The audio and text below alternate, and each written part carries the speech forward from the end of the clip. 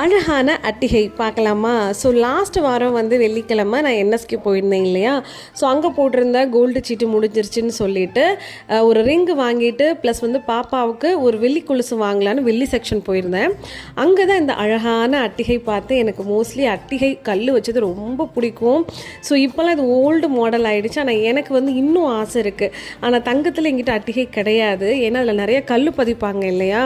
So அதெல்லாம் நம்ம கொஞ்சம் வேஸ்ட் ஆகிடும். வேறு நகை அதை மாற்றிட்டு வாங்கணுன்னாலும் நமக்கு நிறைய கழிவு போகுன்றதுனால நான் வாங்கவே மாட்டேன். ஸோ இதே மாதிரி நீங்களும் நினச்சிட்ருக்கலாம், ஸோ கோல்டில் அட்டிகை வந்து வாங்கினா திருப்பி போட முடியாதுன்னு. ஸோ அப்படி இருக்கிறவங்க இந்த மாதிரி சில்வரில் கோல்டு பிளேட்டட் அட்டிகை இது எல்லாமே வந்து பீஸ் கணக்கு தானா ரேட்டு. ஸோ ஸ்டார்டிங் வந்து 12,000 15,000 தான் ஸ்டார்ட்டே ஆகுமா. ஆனால் ரொம்ப அழகாக இருந்துச்சு. ஸோ இந்த மாதிரி ஜுவல்லரியில் இன்வெஸ்ட் பண்ணுறவங்களாம் நிறைய பேர் இருப்பீங்க. அப்படி இருக்கிறவங்க கூட என்எஸ்கேல வந்து செக் பண்ணி பாருங்கள். எனக்கு இந்த கலெக்ஷன் ரொம்ப பிடிச்சிருந்துச்சுங்க. பாய்.